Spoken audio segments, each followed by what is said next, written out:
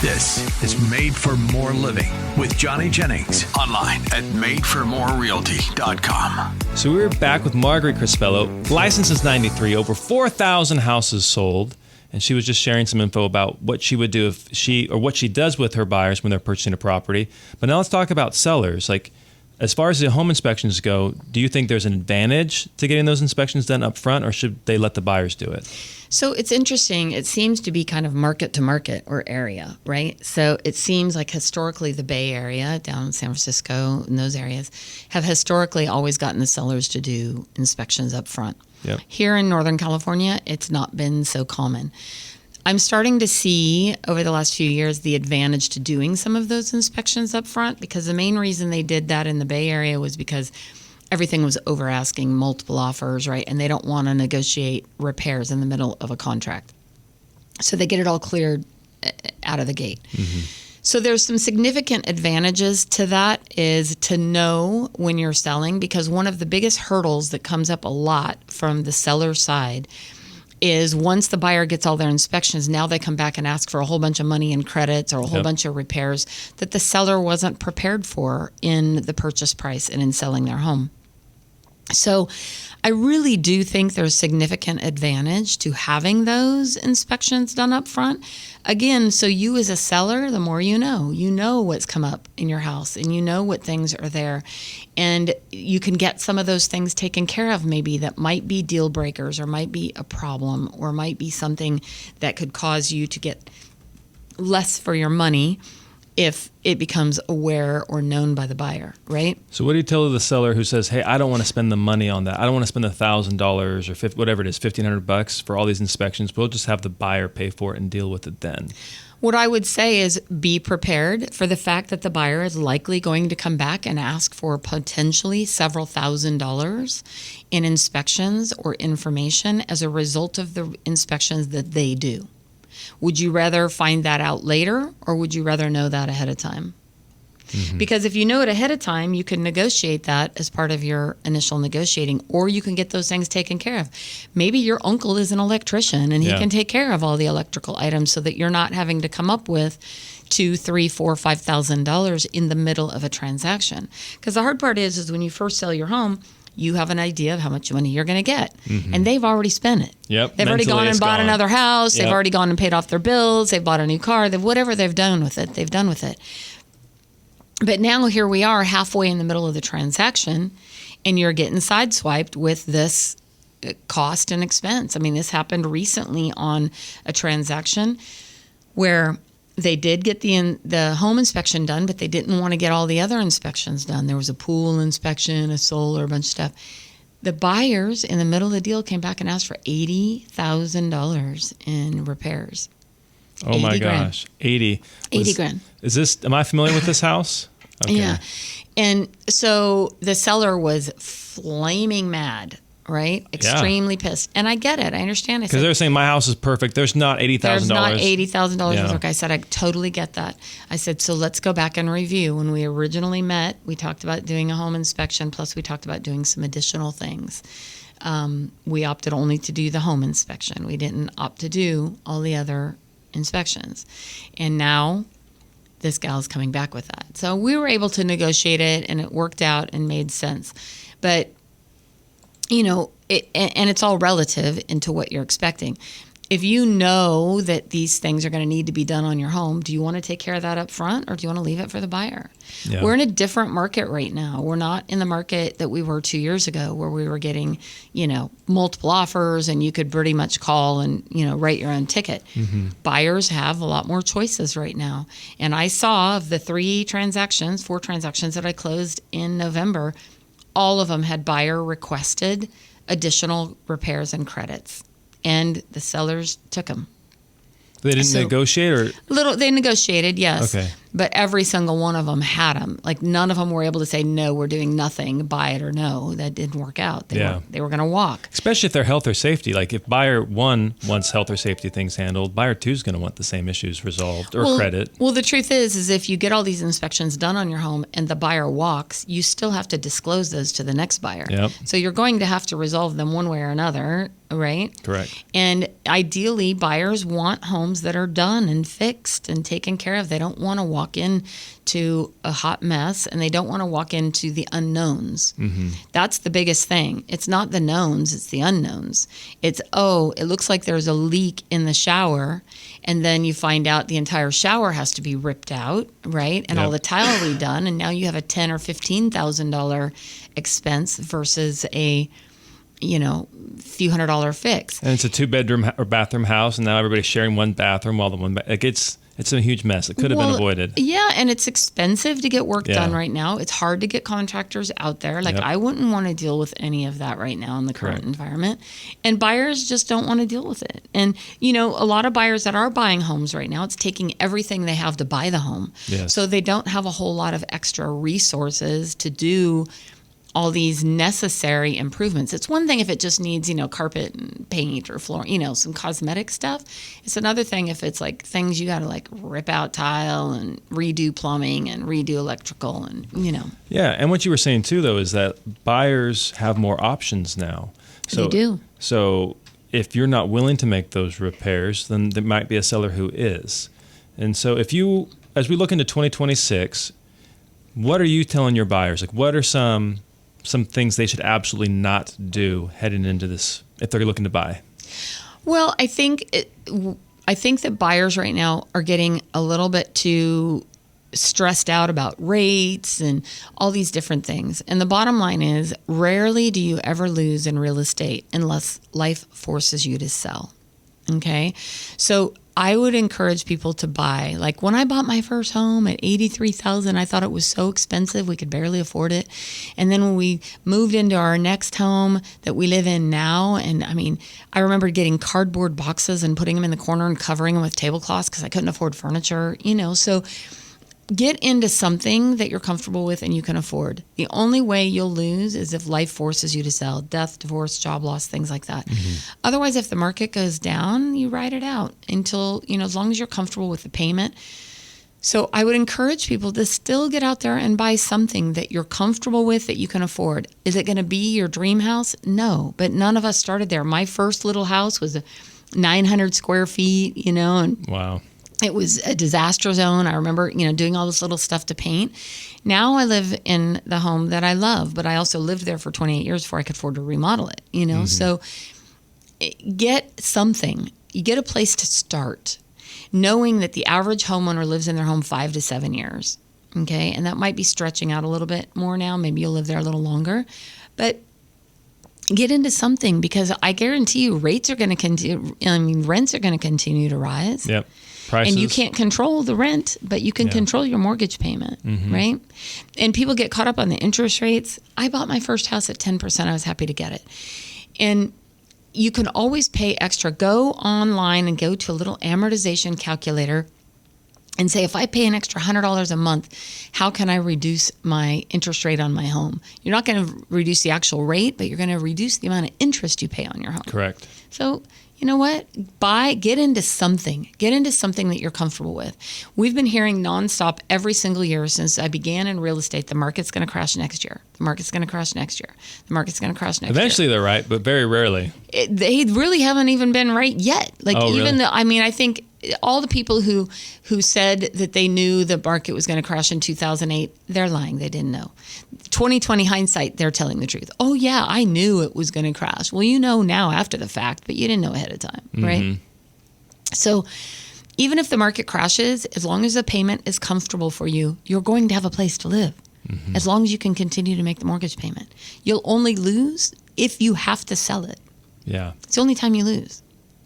So that's your advice to buyers is if you're on the fence, just buy the property. Again, make sure the payment's comfortable, and then just hold on and wait it out. Yeah, don't push the limit. Buy what is comfortable. It might not be your dream home. Yeah. Might need a few little updates or upgrades that you can do as you are able to save money. Live below your means if at all possible, right? Maybe cut back on Starbucks or going out to dinner. Those are things that you can do. You can afford to buy a home. Just sit down and get with a reputable lender, go through some different payment scenarios, and get into a home that you can afford. Don't try to keep up with the Joneses. It's not going to be your dream home, but get into something that you can live with, and that can be a move-up home to get you to your eventual goal of your dream home. That first home is the launching pad. Mm-hmm. Got it. And so if somebody's looking to sell a property, what's the biggest mistake you're seeing sellers make right now? Overpricing it. Oh, I love this. Yeah. Overpricing it. They think that because their house has ceiling fans, it's worth $10,000 more. Or they think that, well, my buddy Billy Bob sold his house for X amount of dollars, and they don't really know the details, first of all, because their buddy Billy Bob is never telling the truth. He's not saying, I sold it for $500,000, but I also gave a $10,000 seller credit, or things like that. They don't say his house is 300 square feet smaller than yours. Like, go to an agent and legitimately look. Don't even trust Zillow, right? Yeah. You can go to Zillow to get yourself a range, but then sit down with a knowledgeable, experienced agent and go through the comparables to determine and listen to them. Because I can tell you that every home that I have sold in the last year where they overpriced it, the home sat and sat and sat and sat on the market. And then by the time you come to reality, to the price that we originally told you, it's already gone beyond that. Yeah, it's dropped below. It's dropped below. So you're chasing the market down. So you're better off pricing your home under a little bit with the hope that you'll at least get an offer right away and get it sold. But what is that time on market costing you? In one particular client, it cost them $75,000. Had they listened to me in the beginning, they would have gotten the price that we talked about. Instead, they waited 9 months, pulled the house off the market, spent $30,000 in repairs, had to put it back on the market lower than I had told them about before, and it finally sold. So for people who are saying, I don't want to give the house away, that's what I'm constantly hearing. I don't want to give the house away. So value is what a buyer is willing to pay. Mm-hmm. So you don't want to give your home away, but you also, I look at it this way. You have a car that you want to sell. Let's say it's a Honda Accord, and Kelley Blue Book says your Honda Accord's worth $10,000. Can you sell that Honda Accord for $15,000? Not likely. Now, if you price that Honda Accord maybe at $8,000, guess what? You might get 2 or 3 people who are interested in buying it, which might hopefully drive the price up a little bit. But the truth is your car will sit there for how long when it's overpriced? Forever until it drops to the Forever price. Until it's overpriced. And my question to you would be, if you saw a Honda Accord for $15,000 that was worth $10,000, would you buy it? No. People are all dreaming of these Bay Area buyers who they think are stupid, that have plenty of cash and are going to come up and just write you a check for whatever. You just name your number. I'll write it, right? That market is not here. Mm-mm. And the reality is Bay Area buyers are no different. They're smart. They're going to look and see what the value is. They're looking at lots of homes out there. So price your home competitively. Another option is to go to all the online sites. Go to Realtor.com, go to Zillow, go to Homes.com. Look and see what all of them say. And you're going to see a discrepancy in what they say. Then sit down and have your agent pull up the actual comparables. Because one thing that people don't realize about Zillow, if you actually go look at the comparables that Zillow gives you, they can be up to a year old. Up to 1 year old. Yeah, that's Was the market history. different a year ago? The market was different yesterday. Yeah. So it's not really accurate data. And it works fine in some of the subdivision areas, right? All the cookie cutter homes. With lots of recent sales. Yeah. But, like my house, I live out in the country and I live 5 minutes from Cataverdera. So they always pull from the golf course and I don't live on the golf course. Mm-hmm. So my values are not at all what they say. Correct. So, honestly, real estate agents, especially one with experience who's been doing this, that you could have an in-depth and research the agent, check them out. Don't just go with somebody who just got their license. And no disrespect to the new ones. We all learned at some point. But the truth is, do you want to be the learning experience for them? Or do you want somebody who's going to really, and listen to what they say. They say, oh, well, you're just trying to sell my home. Well, yes, I'm trying to sell your home. Well, you make more money if it sells more. I make money when it sells. I only get paid on results. Yep. I don't make money for dreamers. I only get paid on results, which means if I don't accomplish the goal of helping you get your home sold, I don't get paid. All the time, the money, the energy, the resources that I've put into your home, out the window. Correct. So I am motivated to make sure that your home is going to sell at a good price and sell, because I also want the referrals from you. That's a good point. It's the most important thing. Because a lot of times sellers are they express concern. Hey, I don't want to give the home away. I don't want to underprice the home and have left money on the table. It feels like maybe you're just in this for a quick sale. Like I'm just a number to you. But how you approach it is, well, I want to earn not only this sale, but I want to get referrals from you. I want to do such a good job that you feel compelled to tell your friends and family members about me. And that totally changes the perspective. And you genuinely cannot undersell a home unless you sell it off market. Yep. Okay. So if you put a home on the market and it's priced low, people are going to see it, and you're going to get multiple offers in most situations, which is going to drive it to market value, what buyers are willing to pay.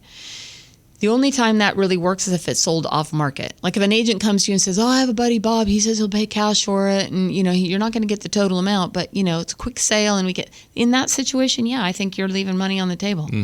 And that's where one of the companies out there is trying to promote off market listings, not promoting them. I'm not a believer of that. I believe even if your house, there are certain situations, family situations, things like that. But for the most part, put your home on the market, expose it to as many people as possible. Because there are 4 things that sell a home: price, condition, location, and marketing, period. So the condition is the condition, which you can improve and make it to look the best it can. The location is the location. If it backs up to railroad tracks or freeway, you're going to get less for your house than if it sits on a lake or, has views. So condition, location, marketing means what we're going to do to market your home. Now homes are marketed on millions of websites all over the world. So if it's in the MLS, it's getting syndicated all over the world. And you want to have an agent who's good at marketing. The last one is price. If those 3 things are not selling your home, it's price. Your home is not priced right. And that's where you're going to need to drop the price to get it to a place that people are going to be willing to look at it.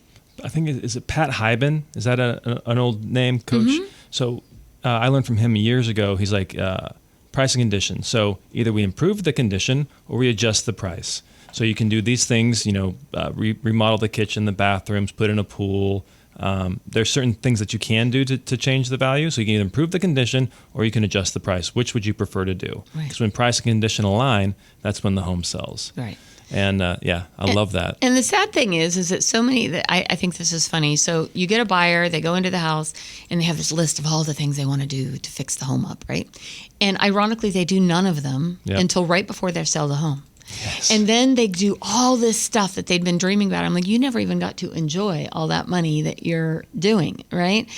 And they do all this stuff. And then, of course, the next buyer comes in and has their whole new list of all the stuff they want to do. So, do what you can do. Make the home the best place for you while you live there.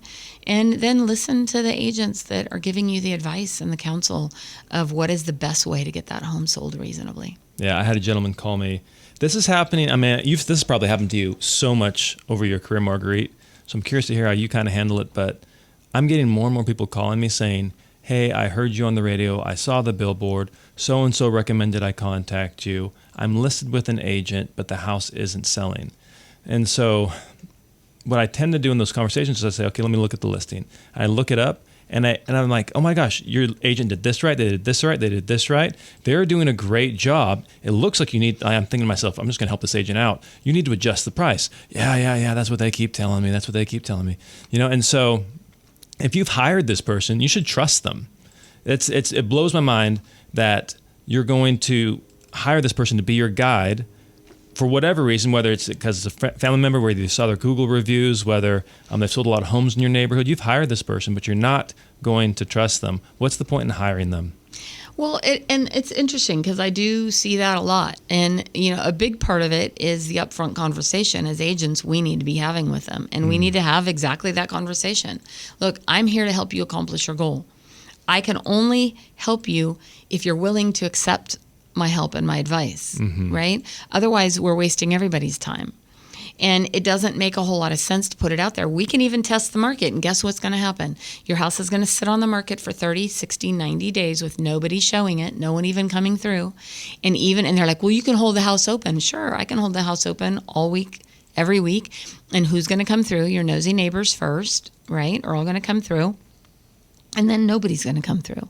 Or people are going to come through curious and go, oh, yeah, it's overpriced. Oh, yeah, the house down the street just sold for this. Or, so honestly, price, I know that people would love to get more. They would love to get what was happening 2 years ago in the market. But that train has passed, right? And what's it keeping you from doing is the bigger question. Because if you're holding off on selling your home for the price that it's that means you're also not getting the home that you want. You're also making mortgage payments on a home that you don't want to be in, right? When you could have sold that home and maybe you end up getting the home that you want to buy for less as well. So it's a wash, right? That's a great point. Those are things to think about. So for people who are selling their homes right now, it's the winter season. I'm sure there's a lot of fear and uncertainty. Hey, should my home be on the market? Is this the best time to list a house? Is this appropriate? What would you say to those homeowners? I will tell you my exact scenario that just happened this last weekend. I took buyers out who they just got married a few weeks ago. They were going to wait till spring, but they're seeing all these homes on the market right now. We went out this last weekend, looked at 9 homes. At the end of the day, 3 of those were already pending sale. Wow. Because there's not a whole lot on the market. Yeah. We ended up writing an offer on one, already had another offer on it, got in a multiple offer situation. That one didn't work out. Went to another one, had been on the market. It was a holiday weekend, so the agent was like, I don't know if we're going to get much traction. Called him yesterday. He goes, we've gotten 3 offers. So keep in mind that the people who are selling in December are serious. The people who are looking in December are serious. Like, they're not looky-loos. They're ready to move. They're ready to get something. These people want to close by the end of the year. We're trying to do a 21-day escrow. Yep. So I don't think my December has historically always been one of my busiest months for some reason. July, I think most closings in July and December. Yeah, it's kind of crazy. And so if you're serious about selling your home, right now there's not as much inventory, which means you got a lot more eyes that are able to look at your home than putting it on the market in March. Motivated eyes. Yep. 100%. Wonderful. Well, Marguerite, I've got to have you back on the show. This was not long enough. Thank you so much for coming on the show. Absolutely. This has been fun. Thank you so much for having me. Welcome. So you've heard us mention numerous times about how the team at Made for More Realty, Johnny Jennings, have over 1,000 5-star Google reviews. Well, we thought we'd take a moment and read a couple of them. This is from Ashley. She said she had a wonderful experience working with Haley, who's part of the Made for More team. She was incredibly patient, always available, and truly guided us through every step of the process.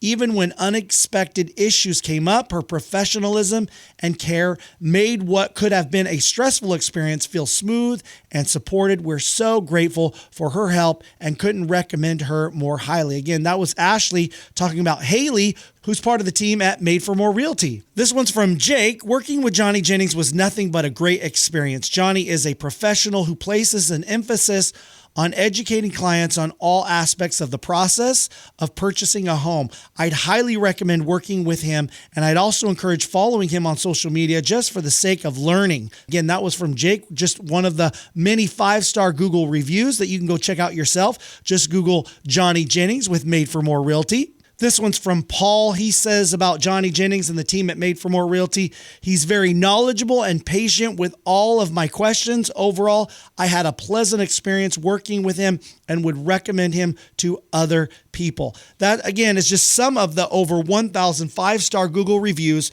which you can find just by Googling Johnny Jennings and Made for More Realty. So just because it's winter here in Sacramento, it's the holidays, doesn't mean you need to go into hibernation when it comes to selling your home. You can sell your home by the new year with the help of Johnny Jennings and his team at Made for More Realty. In fact, They guarantee to give you at least 3 cash offers on your home in as-is condition. No repairs, no open houses, no staging. Simple, easy, fast. Get the most money for your home in the fastest amount of time. Go check out those reviews and just Google Johnny Jennings with Made for More Realty and get more for your home.